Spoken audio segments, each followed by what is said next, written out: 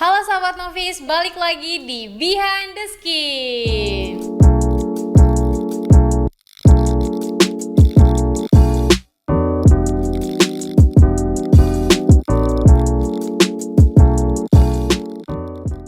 Kepoin perawatan kulit kamu dengan ahlinya bersama Novis Dermatologi. Podcast kita pada hari ini seperti biasa sudah ditemani oleh 3 dokter dari Novis Dermatologi. Ada Dokter Kori. Halo Silmi. Halo Dokter Angel. Halo. Ada Dokter Jenny. Halo Silmi. Pembahasan kita kali ini adalah tentang salah satu treatment fat tapi secara keseluruhan. Fat treatment yang ada di Novis Dermatologi diantaranya kayak mini liposuction, ada buccal fat, mesolipo, fat reduction, infoslimming, dan beberapa treatment fat lainnya. Oke dok, langsung aja yang pertama, tindakan fat ini kan intinya mengurangi lemak atau membakar lemak ya dok ya. Apakah fat treatment ini dapat menurunkan berat badan dok? Untuk di Novis treatment kita lebih ke arah contouring bentuk tubuh ya. Jadi kita mengharapkan bentuk tubuhnya itu lebih ideal. Jadi kita treatment fatnya ini tidak untuk bertujuan menurunkan berat badan, tapi lebih ke arah contouring aja sih. Oke. Nah, salah satu faktor yang membuat mungkin seseorang mempunyai lemak berlebih kan biasanya adalah dengan berlebihan mengonsumsi makanan ya dok ya. Iya, betul. Nah, apakah pasien harus melakukan diet dok setelah melakukan treatment fat di Novis Dermatologi ini? Ya, jadi kalau misalkan pasien itu melakukan fat treatment, mau dia mini liposuction, mau fat reduction, mau dan yang lainnya infoslimming seperti itu ya. Jadi harus dikombin atau dikombinasi dengan olahraga yang baik, terus juga pola makan yang sehat, dan juga yang pastinya harus gizi seimbang supaya nanti berat badannya stabil, nggak naik turun atau bertambah naik kayak gitu. Karena kan kalau misalkan ada berat badan drastis, otomatis pasti lemak-lemak akan tumbuh, bisa di pipi, bisa di double chin, di lengan, di perut dan sebagainya. Mungkin untuk memaksimalkan hasil dari treatment tersebut juga ya dok ya. Oke, kita beralih ke mini liposuction dulu dok nih. Berapa banyak jumlah maksimal lemak yang diambil dalam prosedur mini liposuction dok? Oke, kalau untuk mini liposuction itu sebenarnya tergantung seberapa banyak lemak yang dimiliki si pasien ini, kemudian pada daerah mana juga yang mau diambil lemaknya. Kalau misalnya daerah perut itu biasanya lebih banyak ya dibandingkan daerah lain, itu bisa lemak yang diambil bisa 200 sampai 500 cc. Kemudian kalau untuk daerah lengan itu biasanya lebih sedikit, atau daerah paha itu tergantung juga, bisa 200-an lebih juga ya.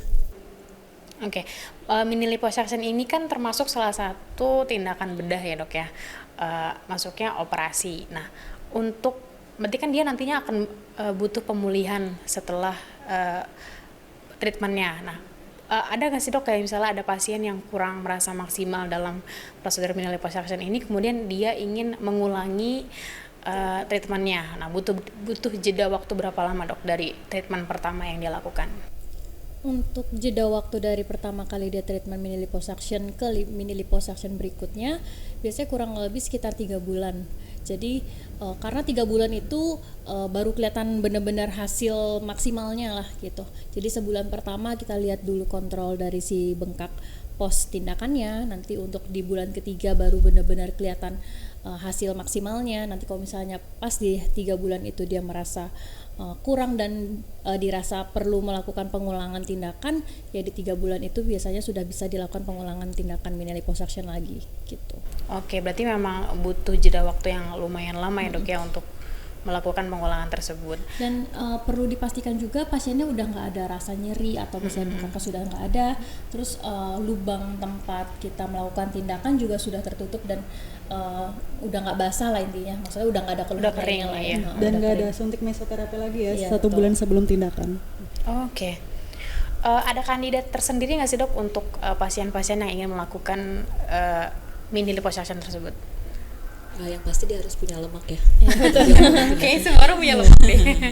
Ya, jadi biasanya pasien-pasien yang dilakukan mini lipo ini pasien-pasien yang dia udah melakukan diet, dia udah melakukan olahraga, tapi lemaknya itu tetap ada, nggak bisa hilang dengan diet maupun olahraga. Jadi pasien dengan dengan kondisi seperti itu yang biasanya kita lakukan tindakan mini lipo. Dan pasien yang malas olahraga juga tentunya biasanya ada pasien yang dia ingin kurus instan lah gitu, ingin bentuk tubuh secara instan tapi dia malas untuk melakukan olahraga ataupun malas diet biasanya gitu. Mungkin mini liposuction ini juga cocok untuk orang-orang yang punya masalah kayak makan sedikit aja gemuk gitu. Minum air aja katanya. Minum air aja langsung jadi lemak. Gitu. Langsung jadi daging, langsung naik berat badannya. Kalau kita bicara tentang efek samping, Dok, ada nggak sih, Dok, efek samping dari prosedur mini liposuction ini? Yang mungkin nantinya akan dirasakan pasien setelah tindakan tersebut. Mungkin yang dirasain biasanya kalau habis tindakan tuh rasanya bengkak ya. Bengkak, terus nanti kemudian ada sedikit timbul memar di beberapa bagian gitu. Tapi itu bisa hilang nantinya kayak kalau bengkak sama memar itu wajar kalau misalnya habis tindakan mini liposuction. Terus nanti dia akan memudar dengan sendirinya, terus juga nanti ada mungkin sedikit rasa nyeri di sekitar lubang tempat tindakan, itu juga akan hilang gitu. Biasanya kurang lebih 1-2 minggu sih untuk rasa nggak nyamannya. Makanya nanti ada obat tambahannya supaya mengurangi rasa nyerinya sih. Jadi dibantu diresepi obat ya, Dok, ya, supaya nanti efek sampingnya juga akan minim ya, Dok. Kemudian kita juga ada yang namanya treatment fat reduction yang metodenya injek ya, Dok, ya. Beda dengan mesolipo yang tergolong dia tindakan bedah. Nah, kalau untuk membentuk kontur tubuh, dia lebih efektif mini liposuction atau fat reduction, Dok? Kayaknya dua-duanya sama-sama efektif ya. Cuman metodenya aja yang beda. Kalau yang satu memang tindakan bedah yang kita buat lubang, kemudian lemaknya yang kita keluarkan, sedangkan yang kalau fat reduction itu kita tindakannya injek, kita suntik area yang mau dihilangkan lemaknya. Ya, kalau yang nggak mau ada downtime ya lebih baik pilih fat reduction. Kalau misalkan pasiennya misalkan lagi WFH atau apa ya boleh dilakukan mini liposuction. Dan ada beberapa orang juga yang takut tindakan bedah ya. Jadi kayak tindakan mini liposuction mungkin dia ngelihatnya kayak serem banget, takut banget ya, kita bisa arahkan ke fat reduction gitu. Kalau bisa fat reduction dikombinasi sama si HIFU lebih baik kayak gitu. Fat reduction ini kan digandrungnya atau yang viralnya itu dia kurus instan dalam 24 jam gitu kan viralnya. Nah, emang seberapa cepat sih, Dok, fat reduction ini dalam membakar lemak? Sebenarnya kalau pas disuntik itu kan lemaknya udah langsung hancur. Biasanya kan ada downtime, ya kurang lebih 24 jam. Tapi biasanya balik lagi ke pasiennya sih. Ada yang 1 hari udah mulai terlihat, ada maksimalnya sih 1 sampai 2 minggu baru terlihat lebih maksimal. Jadi disarankan minggu ketiga atau minggu keempat bisa diulang lagi untuk melakukan tindakan fat reduction seperti itu. Jadi benar-benar instan ya, Dok, ya, cepat juga. Nah, ada juga tuh, Dok, tindakan slimming juga yang mirip dengan fat reduction, yaitu mesolipo, yang tindakannya sama-sama injek ya, Dok. Apa, Dok, bedanya si mesolipo ini dengan fat reduction? Yang pasti yang pertama harganya ya, Dok, ya. Fat reduction jauh lebih agak sedikit mahal dibandingkan si mesolipo.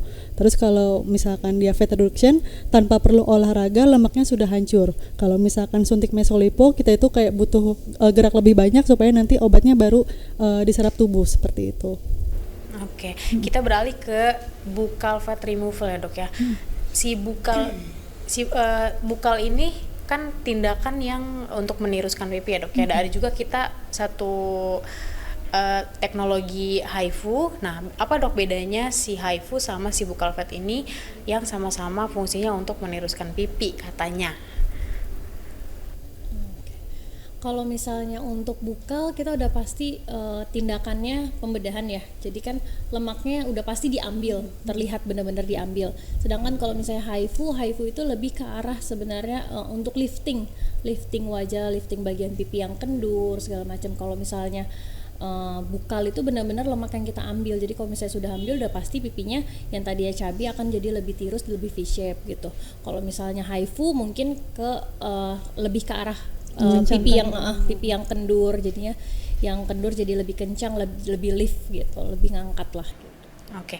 Berarti kalau untuk meneruskan pipi kita bisa bilang lebih efektif buccal ya, Dok, ya, karena dia langsung ngambil lemak yang ada di pipi tersebut. Tapi kita balik lagi tergantung dari kebutuhan pasien itu sendiri dan juga budget, biasanya kayak gitu. Oke, kita beralih ke metode infus. Kita juga ada infus slimming. Bagaimana sih dok cara kerja infus slimming sehingga dapat menghilangkan lemak? Sebenarnya aku nggak tahu sih bener menghilangkan lemaknya tuh gimana maksudnya. Ya, jadi di dalam infus slimming ini terdapat zat yang bernama L-karnitin. L-karnitin ini berfungsi untuk meningkatkan metabolisme tubuh. Nah, ketika metabolisme tubuh meningkat, pembakaran lemaknya juga biasanya akan meningkat. Lalu selain itu L-karnitin juga berfungsi untuk menekan nafsu makan. Seperti itu. Oke, apakah infus slimming dapat dilakukan sesering mungkin dok? Kan yang kita tahu biasanya katanya kalau infus itu kalau misalnya keseringan atau kebanyakan bisa merusak ginjal. Sebenarnya nggak masalah sih, soalnya kan obatnya sudah kita encerkan dengan cairan infus ya. Terus kalau misalnya untuk pengulangan ya seminggu atau 2 minggu sekali juga nggak masalah gitu. Asal ya dia juga jangan, maksudnya udah infus slimming terus dia diet bener-bener nggak makan gitu ya, jangan gitu. Makan ya normal, tapi mungkin porsinya porsi normal aja, jangan porsi yang banyak-banyak. Maksudnya kalau dia udah infus slimming terus makannya juga berlebihan kan sama aja gitu. Apalagi kalau nggak olahraga ya sama aja bohongnya, dok, betul. ya. Jadi makan normal, infus juga boleh seminggu atau 2 minggu sekali boleh gitu. Kita mundur nih dok, balik lagi ke buccal fat nih. Buccal fat itu kan nirusin pipi. Nah, dia sampai buat ngilangin double chin nggak kan? Karena kan posisinya di sini. Dia bisa ngilangin double chin juga.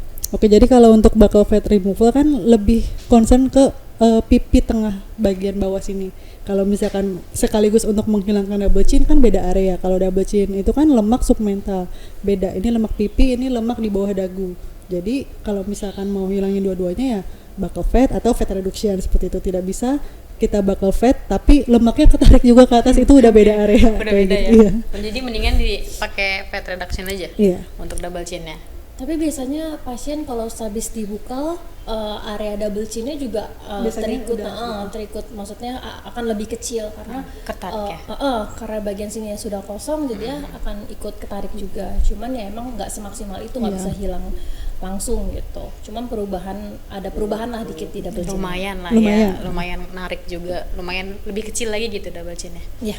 Baiklah sahabat Novus, itu tadi perbincangan kita, obrolan kita mengenai fat treatment yang ada di Novus Dermatologi. Nah, dari sekian banyak informasi yang kita dapat dari 3 dokter ini, intinya setelah melakukan tindakan fat treatment di Novus, jangan lupa tetap olahraga, jaga badan, dan banyakin juga minum air putih. Dan jangan lupa saksikan podcast kita selanjutnya hanya di Behind the Skin. Kepoin perawatan kulit kamu dengan ahlinya bersama Novus Dermatologi. Dadah! Bye.